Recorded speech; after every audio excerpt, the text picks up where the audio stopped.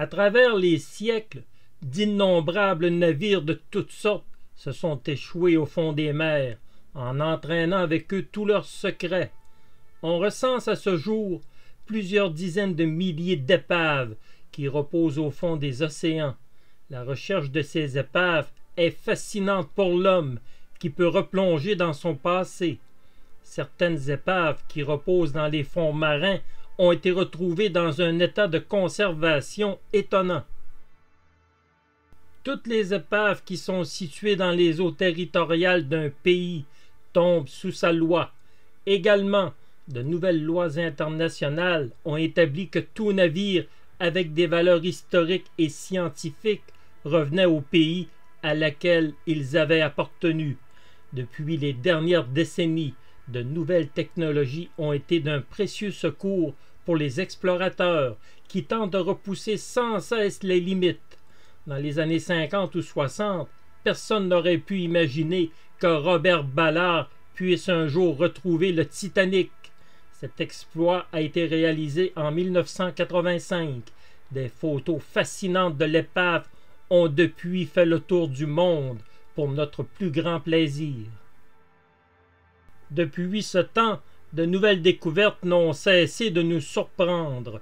Les missions de ces grands explorateurs sont d'un intérêt grandissant, peu importe les profondeurs. La technologie permet aujourd'hui d'avoir les plus grandes ambitions. Des navires parmi les plus célèbres ont été découverts et il semble que c'est loin d'être terminé. Voici l'histoire de quelques-uns de ces navires et de leurs découvertes, remplis de secrets et de mystères.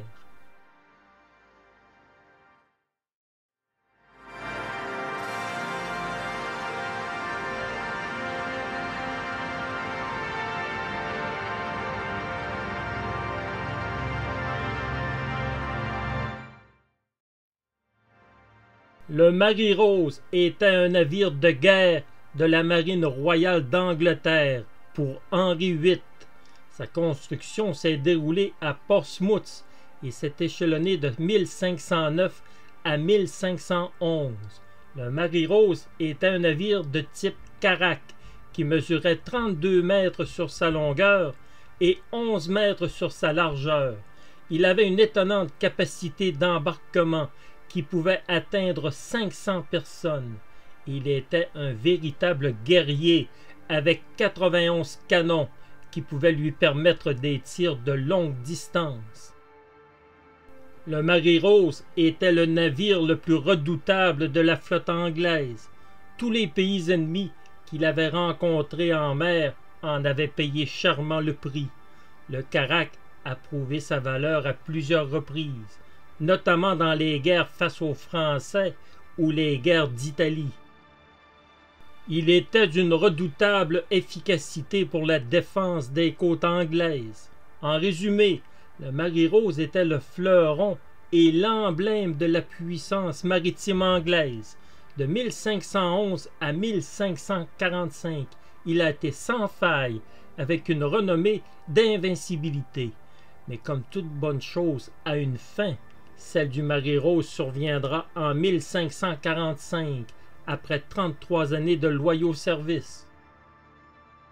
Le 19 juillet 1545, le Marie Rose se retrouve dans le Solent, un détroit au large de Portsmouth.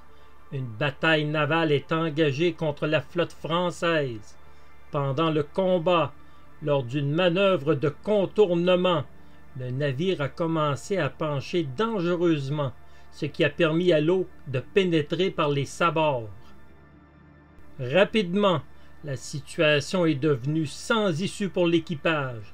Le Marie-Rose a coulé rapidement. 500 membres d'équipage ont péri, alors que seulement une trentaine d'hommes ont survécu. Les raisons de ce naufrage n'ont pas été éclaircies, mais il semble que le Marie-Rose était surchargé et qu'un virage trop serré a été la cause principale de cette tragédie. En 1971, 426 années après sa disparition, l'épave est retrouvée par Alexander McKee. Les plongeurs constatent avec stupéfaction que le Marie-Rose est toujours dans un excellent état. La coque est presque intacte grâce à un environnement dépourvu d'oxygène. On en vient à la conclusion que son renflouement est possible. Après plusieurs manœuvres délicates et dangereuses pour l'intégrité du navire, il est finalement renfloué en 1982. Il est aujourd'hui conservé et exposé dans l'arsenal historique de Portsmouth, ainsi que 19 000 artefacts, fidèles témoins du règne des Tudors. On considère encore aujourd'hui que la récupération du Marie-Rose est l'une des plus grandes réalisations dans les projets archéologiques maritimes. Une visite au Marie-Rose Museum est un incontournable. En plus du navire, on peut admirer des armes, des canons, des outils de navigation, des chaussures, des bols et une infinie variété d'objets personnels. Le Marie-Rose a surgi tel un fantôme durant le 20e siècle. Il nous apprend la technologie navale de cette époque et nous montre la vie à bord, telle que vécue par ces hommes à la défense de leur pays. Il est un important témoin d'un lointain passé.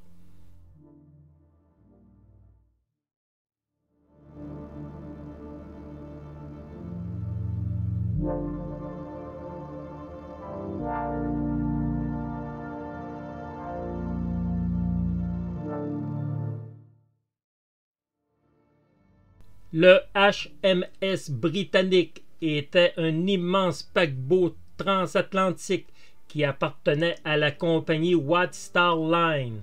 Il fut construit en 1912 au chantier naval Harland & Wolff à Belfast, en Irlande du Nord. Il a été construit tout juste après le Titanic et l'Olympique. Il se voulait une version améliorée des navires de classe Olympique. Il était encore plus solide et plus luxueux que ses deux prédécesseurs.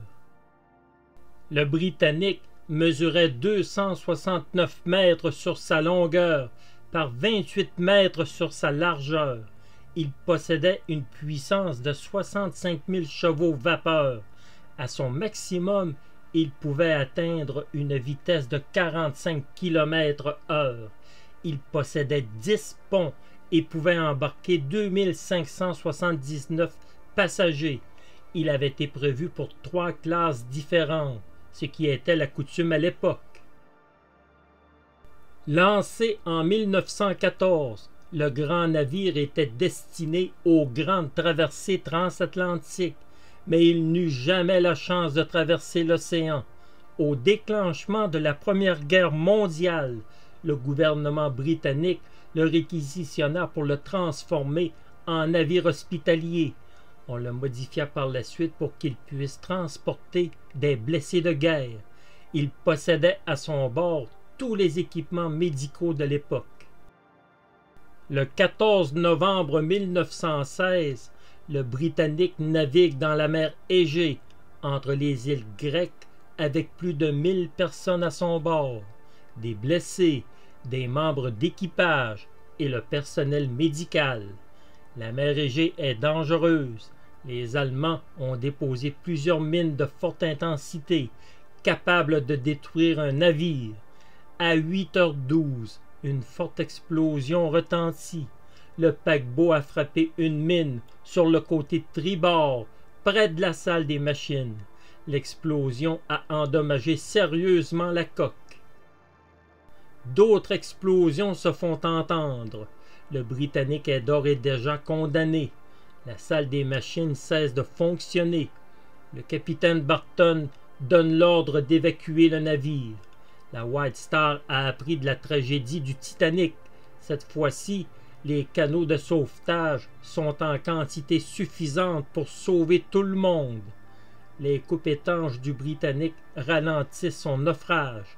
Une évacuation dans l'ordre est débutée. Le Britannique s'incline dangereusement sur bâbord, ce qui rend difficile l'accès aux canaux de sauvetage de ce côté. Malgré tout, les passagers sont évacués. Après 55 minutes, à 9h07, le Britannique se retourne sur le côté et coule. À l'exemple du Titanic, il se brise en deux et disparaît dans la mer Égée. Seulement 30 personnes ont perdu la vie dans ce naufrage. Certaines sont décédées sur le coup lors de l'explosion, tandis que d'autres ont péri lors de l'évacuation. L'équipage a fort bien réagi et les nouvelles directives pour la sécurité ont porté fruit, ce qui a minimisé fortement les décès. Le Français Jacques-Yves Cousteau a découvert l'épave du Britannique en 1975. Le paquebot gisait à 120 mètres de profondeur. Il serait dans un excellent état de conservation. Seuls les plongeurs expérimentés peuvent s'aventurer jusqu'au navire, qui se retrouve tout de même dans une profondeur respectable. Il est donc dangereux de s'aventurer à cet endroit. Des artefacts en grand nombre ont été remontés depuis sa découverte.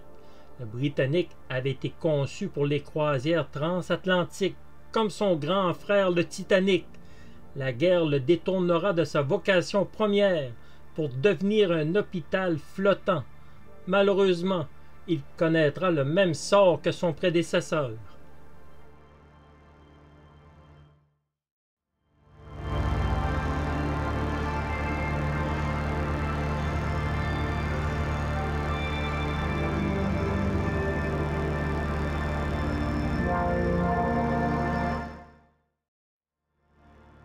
Le MV Zenobia était un navire conçu pour le transport de voitures et de camions.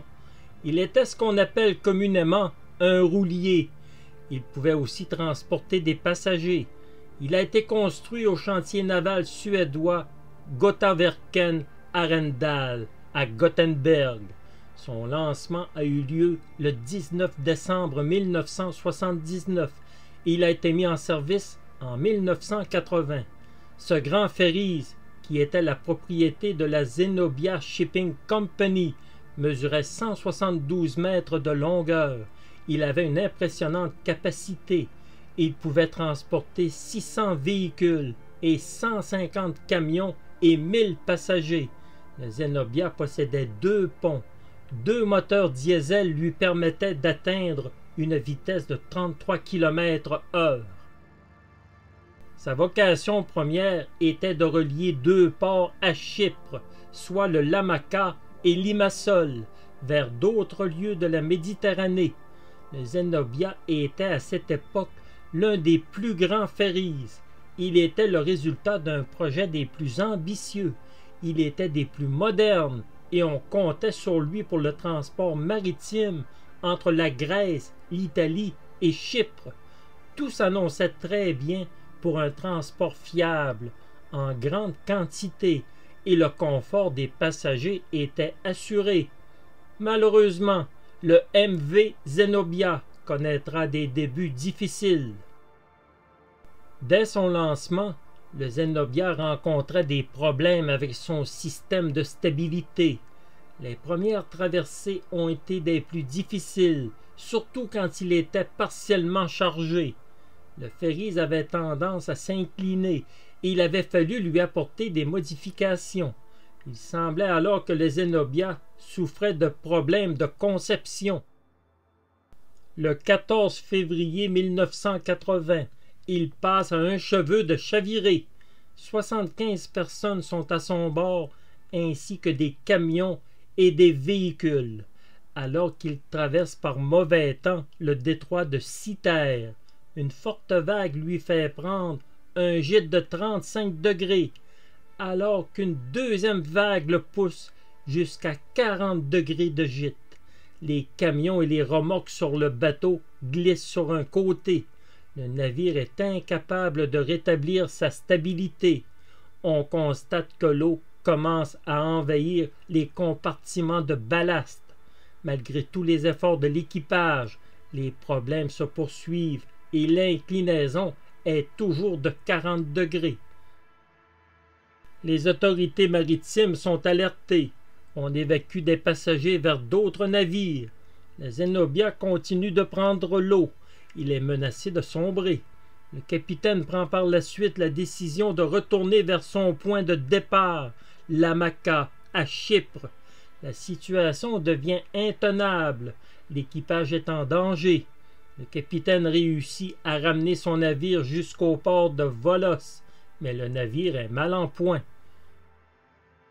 On amène ensuite le Zenobia au port de l'Hamaka, où l'on procède à une évaluation des dégâts. Le roulier reste en réparation pendant quelques mois jusqu'à la fin mai, mais on ne parvient pas réellement à le stabiliser.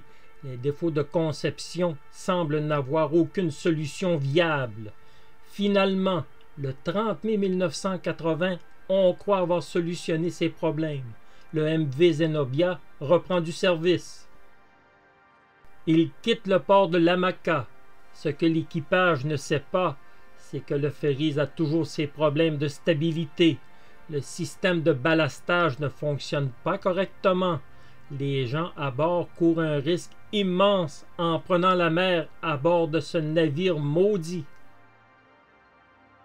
Durant les premières heures, les mêmes problèmes du 14 février se répètent.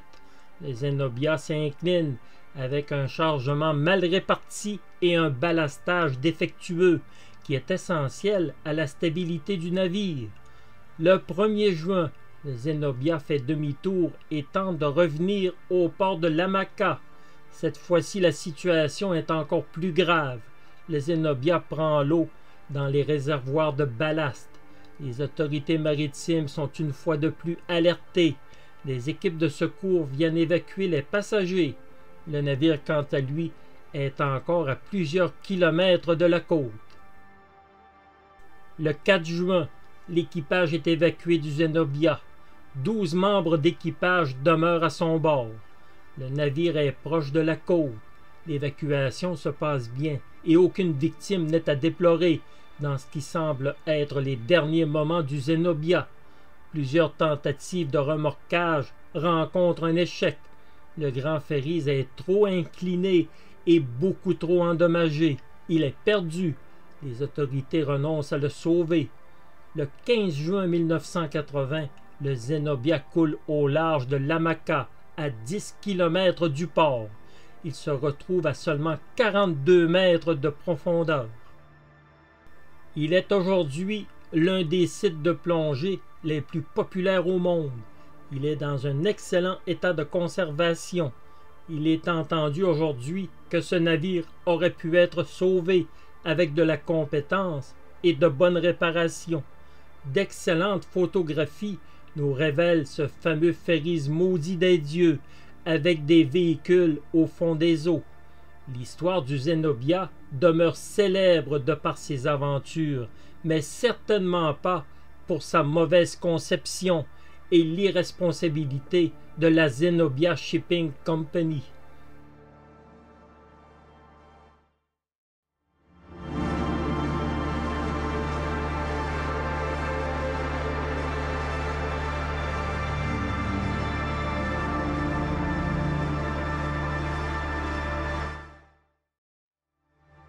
Le San Francisco Maru était un cargo de guerre japonais. Il avait été construit en 1939 au chantier naval Hitachi Corporation à Maizuru. Il avait une longueur de 135 mètres et possédait une coque en acier. Il était conçu pour le transport de marchandises comme des matériaux de construction, des équipements et des denrées alimentaires. Lorsque la guerre a éclaté, le gouvernement japonais l'a réquisitionné. La marine impériale l'a modifié pour qu'il puisse servir au transport militaire. Le navire prendra part à des opérations militaires dans le Pacifique Sud. Il a été impliqué dans plusieurs missions de transport militaire pour approvisionner les forces japonaises. En 1944, il a transporté des prisonniers de guerre américains et des civils vers Saipan, qui était l'une des bases japonaises les plus importantes à cette époque. Après plusieurs missions risquées, le San Francisco Maru se retrouvera dans la région de Truk, où une célèbre bataille avec les Américains est sur le point de se dérouler. Il arrive à Truk après avoir été endommagé lors d'une attaque à Wewak, en Nouvelle-Guinée, le 4 mai 1943. Il est réparé au quai d'Hiroshima, puis se rend à Truk en février 1944. Le cargo transporte des troupes, des prisonniers américains et du matériel pour les troupes japonaises. Le 16 et 17 février, les Américains vont attaquer pour s'emparer de Truk, qui est un endroit hautement stratégique pour les Japonais, qui possédaient une base navale et aérienne de première importance. Les Américains avaient conscience que cette base était l'un des points forts japonais. Les Américains qui avaient l'initiative dans cette guerre avaient décidé qu'il était temps de détruire cette base. Le 16 février, les Américains ont bombardé les navires de guerre japonais. L'attaque a été foudroyante, coulant des croiseurs et des destroyers japonais. Le 17 février, les attaques se sont concentrées sur l'aéroport et les dépôts de munitions. Malgré une opposition des Japonais, il était clair que la supériorité américaine allait l'emporter. L'attaque a été terrible pour les forces japonaises qui ont perdu plus de 30 navires de guerre et 275 avions, en plus de perdre des milliers de soldats. Le San Francisco Maru a subi plusieurs attaques durant ces 2 jours. Le 17 février 1944, en tentant de retraiter, il sera atteint par des bombes lancées par des avions en piqué et par des torpilles lancées à partir de porte-avions. La coque du cargo sera lourdement endommagée. Des incendies à bord se sont déclarés. Les membres de l'équipage se sont battus pendant des heures pour éteindre les feux, mais ce fut peine perdue. Le grand cargo sombra dans les eaux de l'atoll Truk. Les pertes furent nombreuses, surtout pour les Japonais. Le chiffre réel de ce naufrage n'a jamais été dévoilé. Aujourd'hui, le San Francisco Maru repose à une profondeur de 65 mètres. L'endroit est l'un des plus célèbres dans le monde. Le cargo de guerre est remarquablement bien conservé. Il est pratiquement intact. L'eau claire, calme et peu agitée a contribué à son état de conservation. On peut facilement apercevoir du matériel de guerre, des munitions, des canons et de nombreux objets personnels américains ou japonais. On retrouve une grande quantité de munitions comme des obus et des mines à l'intérieur et autour de l'épave qui n'ont pas explosé. De grands véhicules blindés comme des tanks ou des véhicules de transport sont parfaitement visibles à l'intérieur de l'épave. Ils semblent tous dans un excellent état de conservation. L'exploration du San Francisco Maru est cependant réservée aux plongeurs expérimentés. La profondeur de 65 mètres demande un équipement de plongée spécialisé, en plus des courants qui représentent toujours un danger pour la plongée. Retrouver le grand cargo de guerre en plongée est une expérience exceptionnelle, car il est possible pour les plongeurs d'explorer le San Francisco Maru à l'intérieur. Différentes parties sont accessibles, ainsi que les cales, les ponts et les compartiments intérieurs. L'épave demeure l'une des plus intéressantes de toute la guerre, en raison des nombreux artefacts que l'on y retrouve, ainsi que de son accès qui permet de voir un passé témoignant de la Deuxième Guerre mondiale. Ce site est historique et il est protégé par les lois nationales et internationales relatives à la préservation du patrimoine. Il est maintenant interdit de remonter des artefacts et les plongées sont permises, mais sous conditions strictes.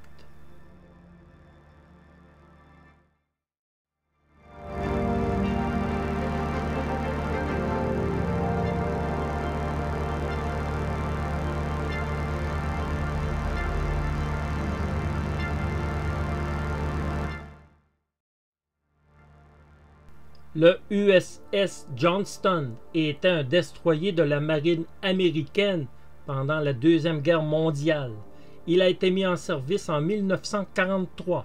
Il faisait partie des destroyers de type Fletcher, conçus pour la défense antiaérienne, la défense des porte-avions et l'escorte des convois dans les océans.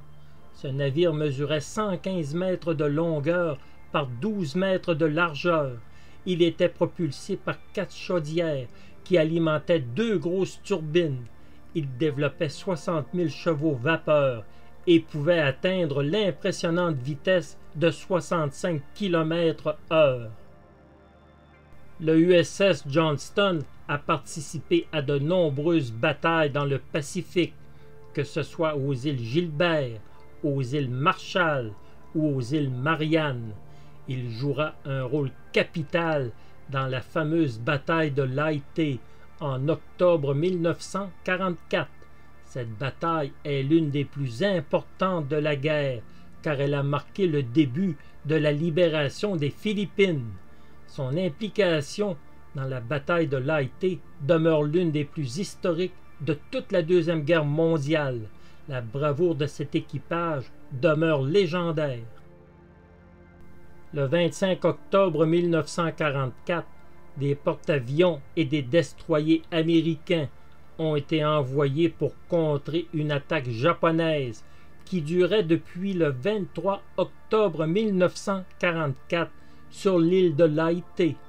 Le Johnston faisait partie de la Task Force 77 qui était sous le commandement de l'amiral William Halsey. Le Johnston, commandé par le capitaine Ernest Evans, a rencontré des navires japonais dans une grande position d'infériorité.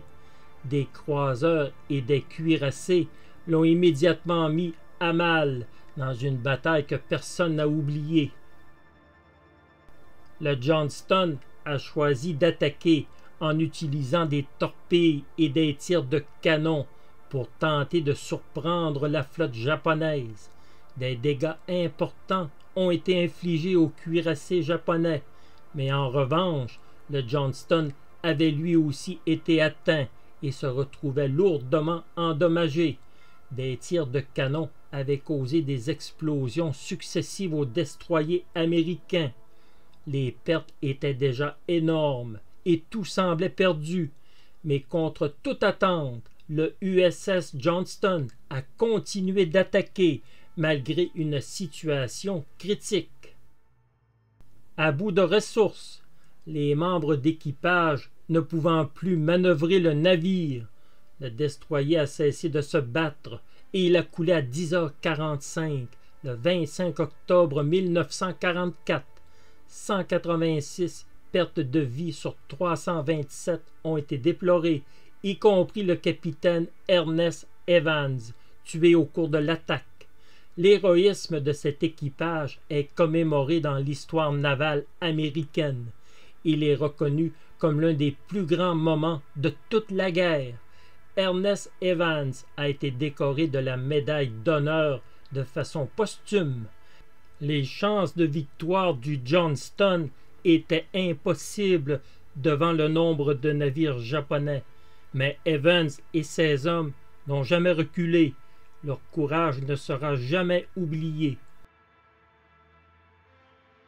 En 2019, 75 ans après son naufrage, le USS Johnston est retrouvé à 6500 mètres de profondeur dans la mer des Philippines, près de l'île de Samar.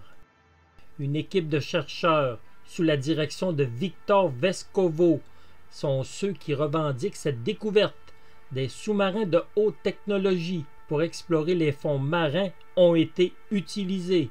Les photographies révèlent une épave très bien conservée, avec plusieurs éléments toujours reconnaissables. Son bon état s'explique par une eau très froide, soit 2 degrés, et l'absence de lumière. La structure, quoique endommagée, a conservé toute son intégrité. Les dommages subis sont aussi visibles. Des morceaux de la coque sont détruits autour des zones de l'artillerie et des ponts. Les canons de gros calibre ont été repérés dans l'épave. Des instruments et des équipements sont toujours en place. Bien que son état général soit excellent, la pression, qui est 650 fois la pression atmosphérique, risque d'attaquer la structure du navire. Tôt ou tard, elle finira par s'effondrer. Des images exceptionnelles nous permettent de nous rappeler le courage de ces hommes. Cette épave demeure un site exceptionnel. Il raconte une histoire vécue par des hommes qui croyaient profondément que leurs actes contribuaient à un monde meilleur. Ce site sert à préserver leur mémoire pour qu'ils ne soient jamais oubliés.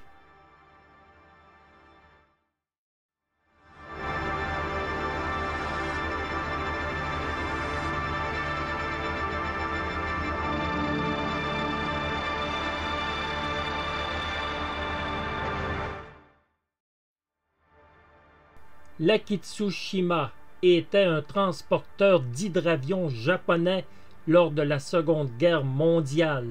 Il était au service de la marine impériale japonaise. Il était conçu pour transporter et déployer des hydravions qui pouvaient par la suite faire des reconnaissances. Il était d'une longueur de 179 mètres et d'une largeur de 21 mètres. Il emportait avec lui un équipage de 1200 hommes. Il pouvait transporter 20 hydravions et possédait les installations nécessaires pour leur réparation. Il pouvait atteindre une vitesse de 44 km/h. Il avait la capacité de récupérer ses hydravions par mauvais temps. L'Akitsushima a joué un rôle important, surtout au début de la guerre, alors que les Japonais rencontraient succès après succès. Ces missions de reconnaissance ont été à la base de victoires décisives. Il a servi pour déployer des hydravions de reconnaissance pour des batailles décisives, comme celle de Midway. Il a aussi transporté des hydravions détecteurs de sous-marins ennemis. Par la suite, son rôle fut moins décisif, à mesure que la supériorité américaine s'est faite sentir. Il a par la suite été supplanté par des porte-avions comme le Agaki ou le Kaga, qui possédaient des capacités beaucoup plus importantes. Alors que ce n'était plus qu'une question de temps avant que la guerre ne soit gagnée par les Américains, il est attaqué en août 1944, alors qu'il est ancré dans la baie de Coron. Il est attaqué par des avions de la Task Force 38 à plusieurs reprises. Il coulera finalement dans la baie de Kure, au Japon, pendant les derniers mois de la guerre. C'est ainsi que sa vie utile durant la guerre se terminera. Un navire parmi tant d'autres vient reposer au fond de l'océan. Mais cette épave sera par la suite d'une grande importance pour tout explorateur en quête de sensations. Le porte-hydravion Akitsushima repose au fond de la mer dans la baie de Kure, à seulement 60 mètres de profondeur, ce qui le rend accessible pour la plongée. L'épave est très bien conservée, malgré les graves dommages engendrés par les explosions successives avant son naufrage. Elle demeure un témoignage vivant de la guerre et a suscité un intérêt certain pour les historiens et les plongeurs. Une grande partie de la structure demeure identifiable. Certaines sections du pont sont encore en bon état. La partie la plus endommagée demeure les parties où l'on retrouvait les munitions et les hangars pour les hydravions. La corrosion a évidemment affecté l'Akitsushima au fil du temps. L'acier est recouvert de rouille, due à plus de 75 années dans l'eau salée. L'épave est devenue un habitat pour des espèces marines. On y retrouve des poissons, des coraux et diverses espèces marines. Il est encore possible d'observer des restes des hangars et des pièces d'armement. Cette exploration n'est accessible qu'à des plongeurs expérimentés. Tous ceux qui ont visité cette épave témoignent de leur fascination lorsqu'ils peuvent l'apercevoir. L'épave de l'Akitsushima demeure un lieu historique.